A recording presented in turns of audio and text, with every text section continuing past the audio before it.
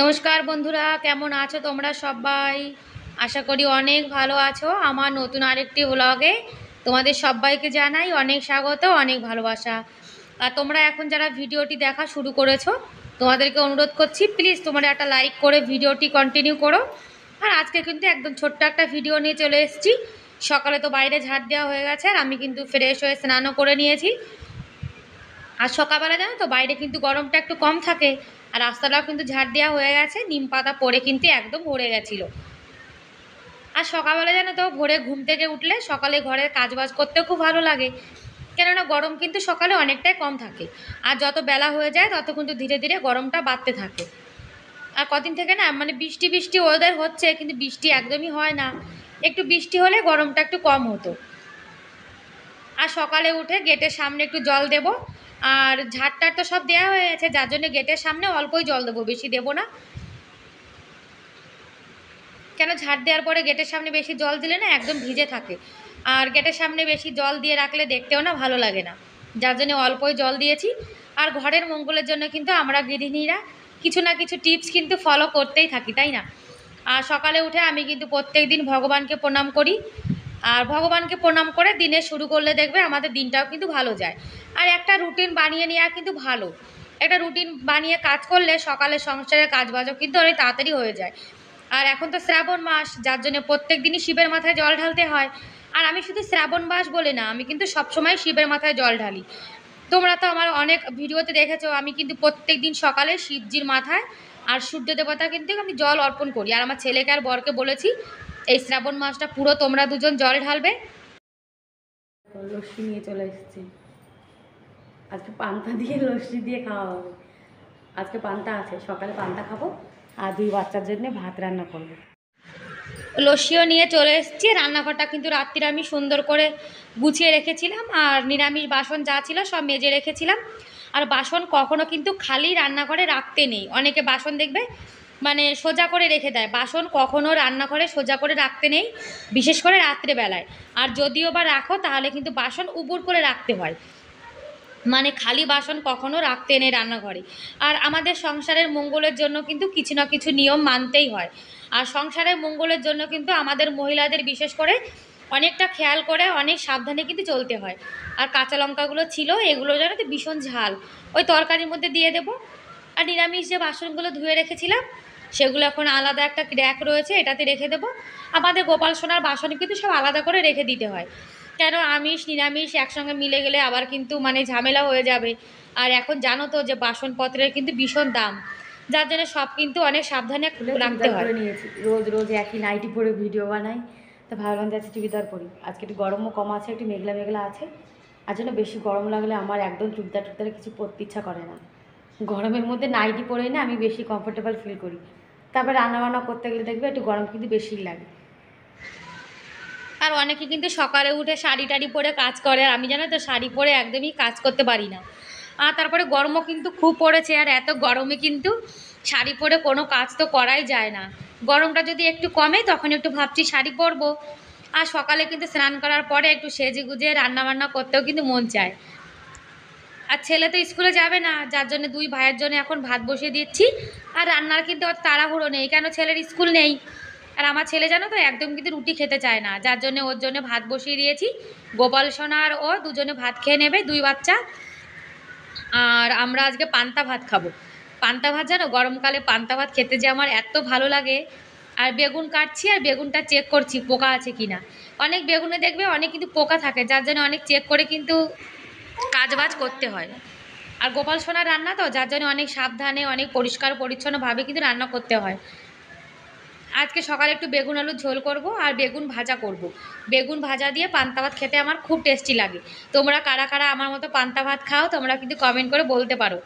আর মুসুরির ডাল করব, বেগুন আলুর ঝোল করব, আর বেগুন ভাজা করব। তরকারিটা এখন করে রেখে দেবো দুপুরেরও।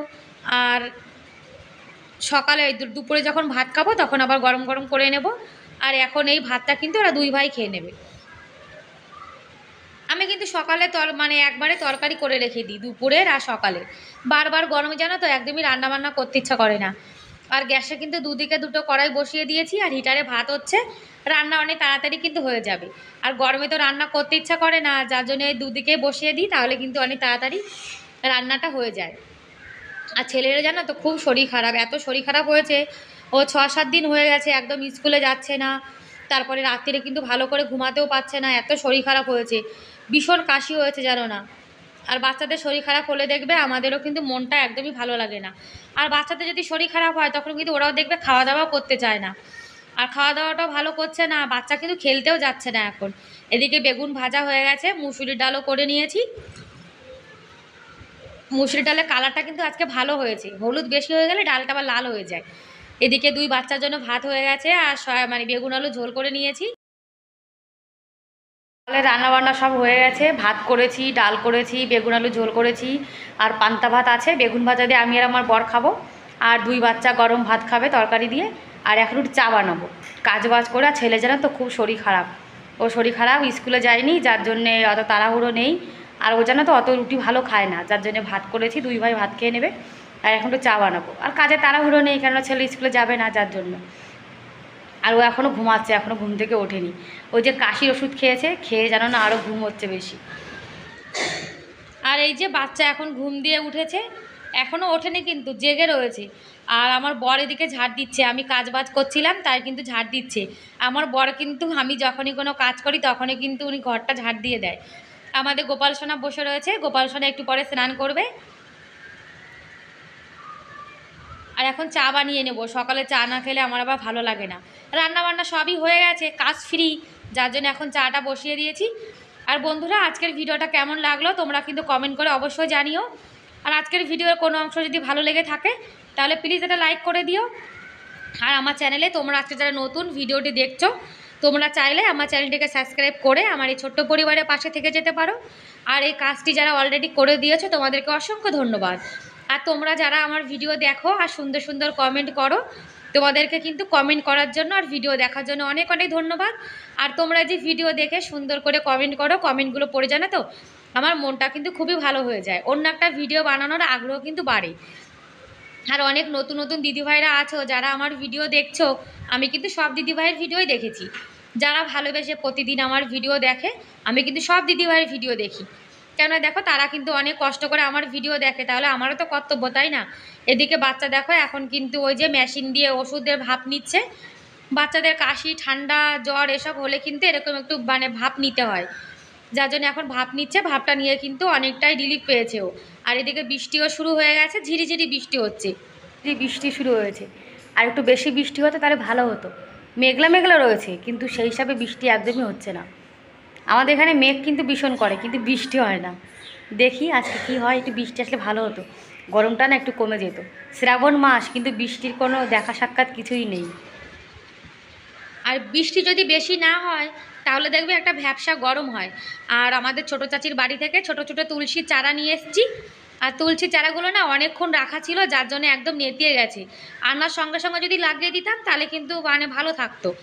আর আমার ছেলে কিন্তু ক্যামেরা করছে, দেখি ছোট ছোট তুলসী গাছ, তো এত ছোট তুলসী গাছ কিন্তু একদমই বাঁচতে চায় না, তবুও লাগিয়ে রেখে দিই, যদি বাঁচে তো বাঁচে।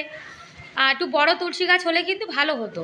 এত ছোট তুলসী গাছ, আমার বর বলছে কি গাছগুলো বাঁচবে না, তা চেষ্টা করে দেখি কি হয়।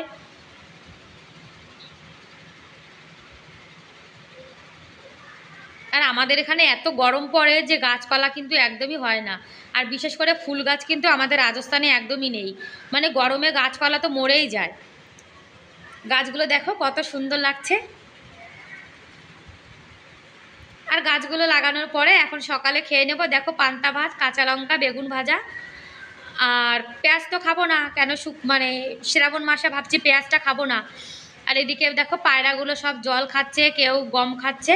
ব্যাস বন্ধুরা, আজকের মতো এ পর্যন্তই, দেখা হবে পরের ভিডিওতে। ততক্ষণ ভালো থেকো, সুস্থ থেকো, বাই বাই।